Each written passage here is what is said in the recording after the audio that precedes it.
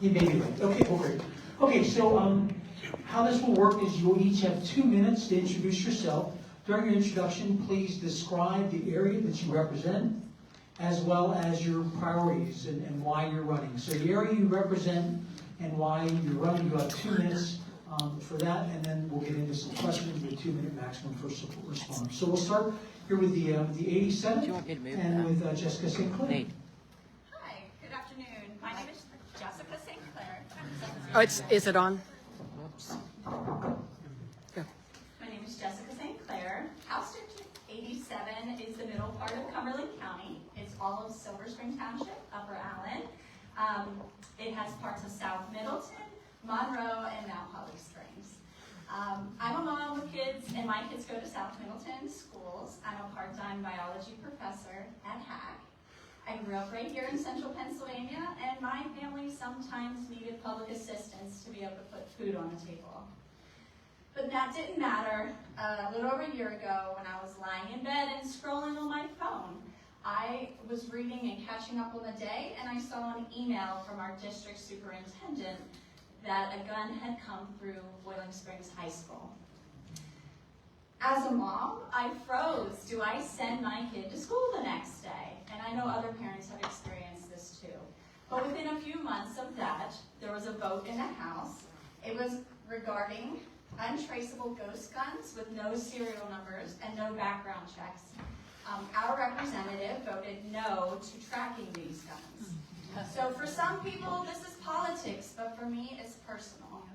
So I've learned when something isn't right, I don't just complain about it, I get up and change it. I personally spent my life trying to make things better by teaching in Title I classrooms, working in cancer research, protecting our environment, and even I had the opportunity to foster a child out of the foster care system. District 87 needs safe schools, wages that let our neighbors breathe, affordable health care that includes mental health, and also I'd like to make sure that our representative actually understands what it's like to live in our district. So if you're ready to stop watching and start building something better, please join me.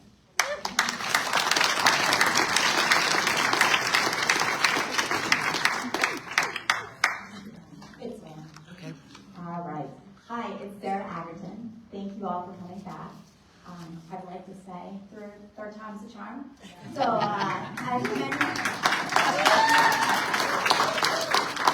so for me, I started this journey a long time ago, it feels like. And for many of you that have been on the journey with me, it feels like a long time. But the race has changed. This is an open seat, and it is so flippable because Cumberland County, because of all the hard work that has happened in years past, is trending blue. And we're going to be able to take another seat and add to the majority, but not only for this election cycle, for future elections to come, because this is a key seat that is going to keep our house blue. So I'm super excited. So why do I keep running? Probably think I'm a little nuts, and I might be a little. But what occurred to me a long time ago was the same thing that Jessica was saying. You can't complain if you don't want to put up and do the work. And so I've been a social worker for over 20 years. I started off in adoption and foster care, and now I'm doing hospice.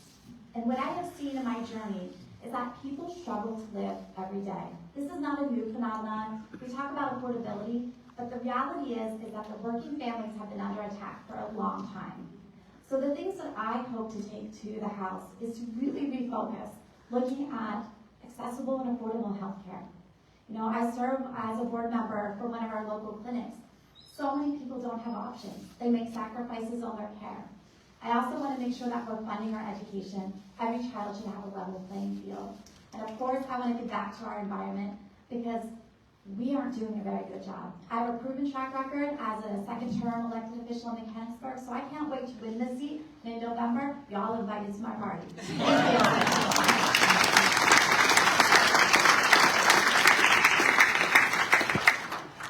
Good evening, everyone. I'm from the call and response tradition, so I need y'all to give that back to me. It is a pleasure to be here with you all this evening as we are looking at some major Democratic blue wave happening across Cumberland County. I am excited.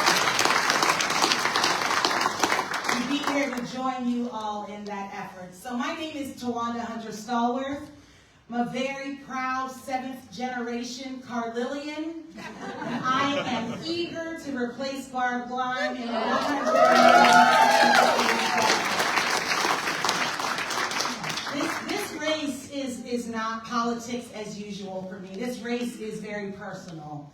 I graduated from Carlisle High School in 1996, go Herd.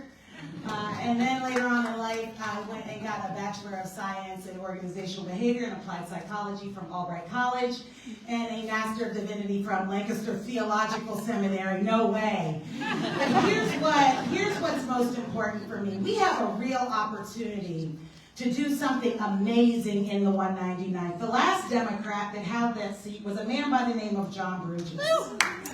And my mom was his legal secretary. And so I actually grew up in that law office, and this race is personal for me.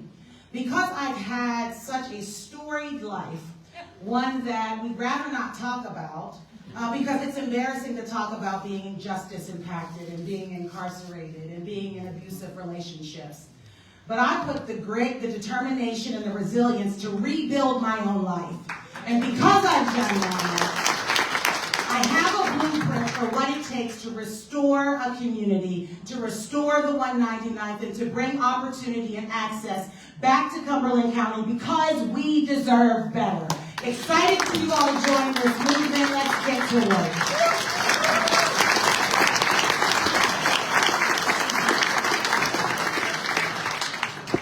Okay, our first question is for all in the panel. Sarah, if you don't mind, I'm going to start with you, since you've been through this process a bit more than the others. You're kind of a veteran here. It's on redistricting. When elected, will you co-sponsor and actively support Senate Bill 131 for an independent redistricting committee in Pennsylvania? If not, why not? So I do believe redistricting needs to be independent. If you remember the last time, they were trying to divide Mechanicsburg, and they were doing it by taking a certain amount of Democrat voters and throwing them into a rural vote, taking away our power. So I think it is so important that we are able to have an independent look at our redistricting, and yes, I will support that.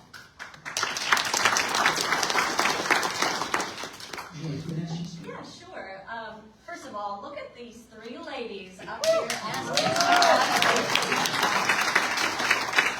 We still work 50% or 51%. I think we still need to vote for women. Redistricting is a no-brainer. I really appreciated the independent redistricting that they did a few years ago, and I feel like for the first time we have fair districts in Pennsylvania. So of course I will support a nonpartisan panel.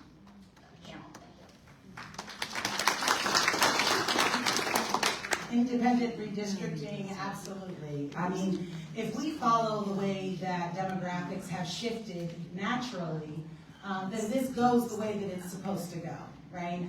No one's trying to tip a scale in any direction. We want what's fair, right?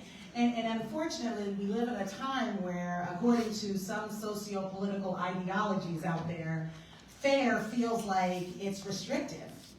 And that ideology is the thing that needs to be challenged. So yes, absolutely.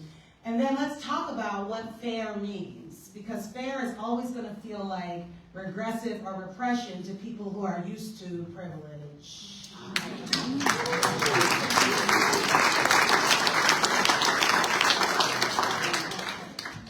Okay, next up is an individual question for each of you. I'm just going in no particular order here in terms of the questions, but trying to prognosticate questions that you might be passionate about. So TaWanda, I'll start with you. Questions on voting rights. As a fellow pastor, what should PA do to make it easier for its citizens to vote? Oh, wow. So first, elect me. Okay. But you know what, really, I'm impressed by the fact that whenever you get a driver's license or any type of PennDOT activity, that the question is on there. But where else can that question be? Where else can we encourage and entice folks to register to vote? How else can we make civic engagement more accessible? I'm thinking of, and I'm a design thinker by trade, I'm a problem solver. So I'm thinking anywhere there is a printed material needs to be a QR code that takes people to the website where they can vote. I think any interaction with any state agency should always include a QR code, a link, or an opportunity where folks can register to vote. And that includes if you're on community control and you're justice impacted, whether that's probation or parole, why aren't they asking their caseload, would you like to register to vote? I think every opportunity at every turn, we need to ask those questions. Those questions including not only the state agencies, but everybody in this room. Imagine if next week, from today is Sunday, so through to next Friday, if you talk to 5 people, everybody in this room, talk to 5 people and ask them, are you registered to vote? It's almost like we would have the, at the end of the sermon, they do that invitation, like the altar call, and they have you ask people, are you, have you, right? So there is a model, but I think we need to be more intentional. We need to be intentional in having those conversations, and having those conversations with people outside of our democratic echo chambers, outside of the folks that we see every week, the folks that we see at every meeting. Who are the people in your neighborhood? And find your 5 people and talk to them this week.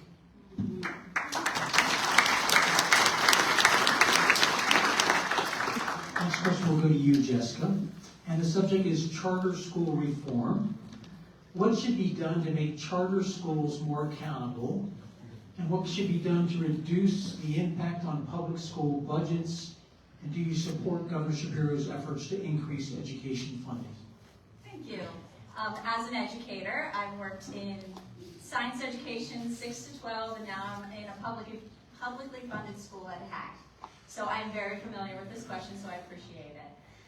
Charter schools were started to help families that weren't happy with the funding and the levels of participation within the school districts that they were in. It's not a good solution to take money from something that's failing and put it somewhere else. One thing I've noticed in charter schools is they don't have to deal with the same standards that the public schools do. So if we are going to spend a single Pennsylvania dollar in a charter school, they have to have the same levels for our children so that they have the same experience as it. I would see a clap. Go ahead and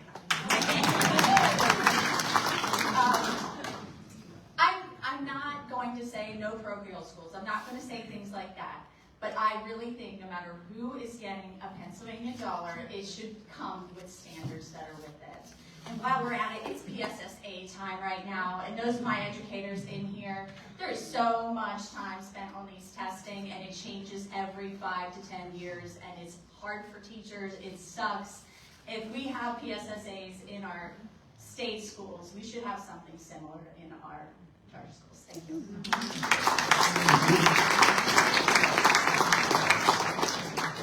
Next question, Sarah, is for you, and it's on mental health. Mental health funding has been going through the counties, and it's been flat for decades. $1 trillion cuts to Medicaid that will take place over the next 10 years will also profoundly impact the availability of services for those with mental health challenges. Underfunding mental health means more people and families distressed, more people in the hospital, more people in jail, more people unhoused, and more people dying. How would you address this once you're elected? So flat funding doesn't work, right? The realities are our prisons are overridden with people who deserve to get help. And our schools are dealing with children that have mental health needs and are not being addressed. And we see violence and we see disruptions in the school. What we need to do is start increasing those funds. We also need to make sure that it's getting to the right providers that provide accessible care. I think we have a larger problem than just the funding. Like, people can't access it. I've served many years as a guardian, and it is very difficult for people to be able to get their medications, to get to their appointments, to be able to navigate the Medicaid system. And when we're cutting those things that keep people alive and keep people healthy, we're doing an injustice to our communities. I have to tell you, we're all impacted by mental health. And, you can walk down the street and walk past someone that's having the worst day of their life and can't access the help. And we need to make sure that that's available and accessible to everyone in the community. We need to also make sure that we are incentivizing providers to be able to provide care. And that means that we need to incentivize them to accept the Medicare reimbursement rate. Because for many providers, that is a barrier. I know for me, dealing with Medicaid and all the regulations has been very difficult to find people that will accept that. And then to make sure that they're getting their medications that they need and all of their follow-up care. Because mental health affects every part of your life. And when not addressed, it negatively impacts the community.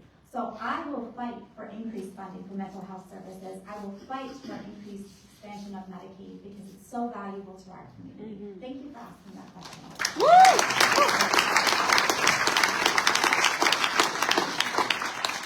So there's a bunch more questions, but I'm trying to give some time. We only have 4 minutes, so we're going to do a speed round, 1 minute per question. And the question will be, first candidate that raises their hand gets the question. Okay? It's just a little embarrassing. Okay. Okay. Next question. You have to wait until the end of the question. Wait until the end. Question is, yeah, good. All right, caring for family members. Young families struggle to pay for child care, and some are also caring for elderly parents. What would you do to help these families? Sarah. All right, so I have a unique perspective because I've done foster care and adoption, and I also do hospice. There are not enough well-paying jobs out there to provide these services, both in daycare and both in adult senior care. We need to make sure that we're paying those providers what they deserve. CNAs and health aides need to be making a living wage because if we don't have those providers, we can't provide those services to folks. But we need to be able to create opportunities for our families to access affordable daycare, affordable adult and senior services because it is impacting that sandwich generation. It's no joke. I talk to people all of the time that have kids in daycare but also are taking care of their parents. So we have to give them options, and that means funding those systems, and it will help our economy because people will be getting well-paying jobs. Thank you. So what I'm going to do is we're now down to 2 since Sarah's had a chance. So for the 2, the next question, first hand up.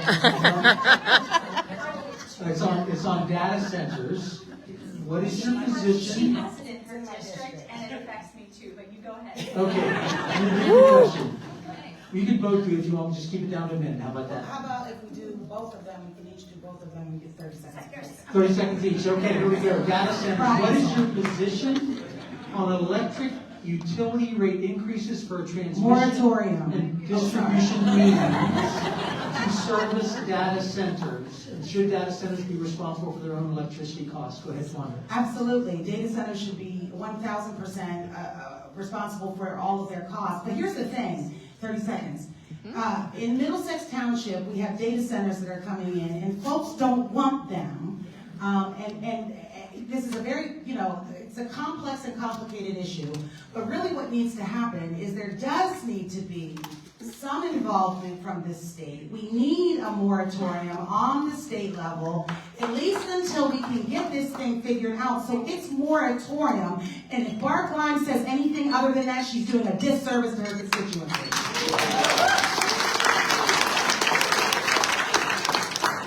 Jessica, you get the final word. I should have figured that she would have been able to do some of this, but being in the district adjacent to it, she is in Middlesex. My township steals the water. It's going to steal the water from my township. I am one of the only candidates who has a background in environmental science. It needs to be a statewide problem to solve. I do agree with local municipalities having rights. But whenever you're taking my water table, I should have a say on it. And as far as the cost, we've already seen that go up. Yeah, you know what, George? I'm sorry. I just want to circle back. Only because this is an issue that's at the front of so many voters' minds. And one of the things that we have to start thinking about is that these concerns with data centers and the environmental concerns do not stop at municipality lines. They do not stop. They don't care if it's the 86 or whether it's the 199. They don't care. right? And so we have to have a regional approach, if not a state approach, a statewide approach to this issue. If not, we're going to lose every time. Sorry.